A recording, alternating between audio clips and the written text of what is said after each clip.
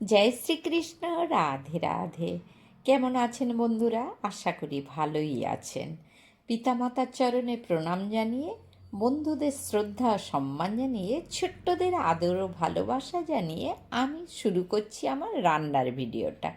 আজ রেসিপিতে আছে কর্নফ্লাওয়ার আর পোস্ত দিয়ে ম্যারিনেট করা পনিরের তরকারি। কর্নফ্লাওয়ার দিয়ে ম্যারিনেট করে রেখেছি, 2 ফোঁটা ঘি দিয়েছি।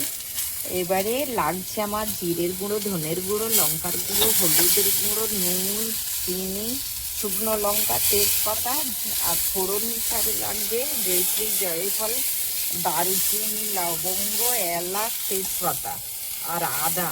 আজকে রসুন বাটা দিচ্ছি না আমি। আর লাগছে এখানে টমেটো পেস্ট করে রাখা। এখন আমি ভেজে নিচ্ছি মটরশুঁটি আর গাজর ভাজা হয়ে গেছে, তাই আমি ঢেলে দিলাম এখানে। ছেড়ে দিচ্ছি, একটু চিনি দিয়ে দিচ্ছি তেলে, তাড়াতাড়ি গরম হবে এবং লাল হয়ে যাবে। এবারে তেল গরম হয়ে গেছে, আমি ম্যারিনেট করা পনিরগুলো ঢেলে দিচ্ছি এখানে।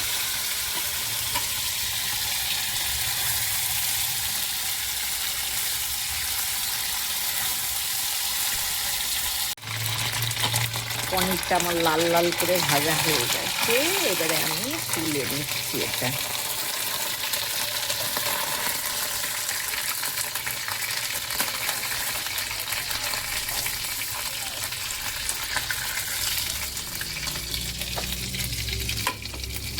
পাতা, শুকনো লঙ্কা, আবার চিনি, আর এই যে সব আদা, রসুন, জয়িত্রী, জয়ফল আর আদা বাটাটা ছেড়ে দিলাম।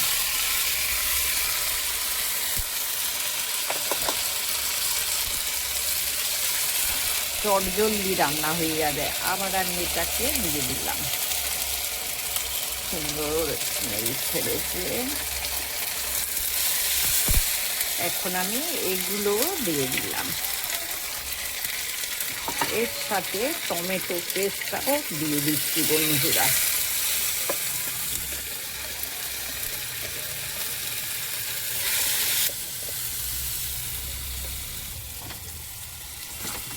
এবার একটু ভাজা ভাজা হবে, খুব সুন্দর গন্ধ ছেড়েছে, কি বলবো বন্ধুরা, দারুণ দারুণ গন্ধ। এবারে আমি মশলা ধোয়া জল একটু ঢেলে দিচ্ছি, আর একটু লাগবে না বন্ধুরা, দেখে নিন। ব্যাস, এইবারে ফুটে উঠলে পনিরগুলো ঢেলে দেবো।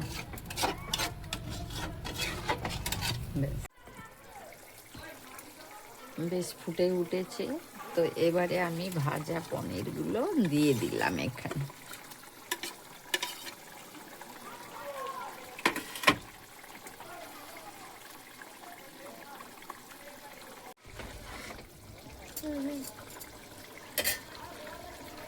হয়ে গেছে, তো আমি এখন ঢেলে নেব। শাহি গরম মশলাটা একটু ঢেলে দিলাম, অল্প করে একটু দিয়ে দিলাম। এবারে আমি গ্যাস অফ করে দিলাম, এটাকে আমি এই পাত্রেই ঢালছি।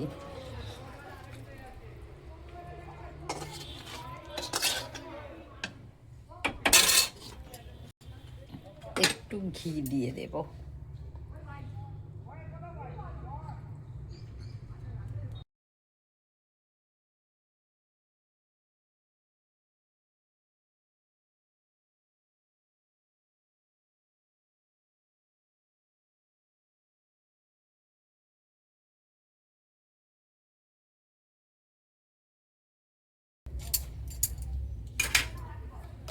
একটু টেস্ট করে দেখি বন্ধুরা, হাতে দিয়ে রান্নির এটাই তো কায়দা। দেখি, ও মা, নিজে রান্না নিজে ভালো বলবো না, আপনারা এইভাবে করে খাবেন, কিরম লাগে তখন বুঝতে পারবেন। রাখলাম বন্ধুরা, অপূর্ব অপূর্ব।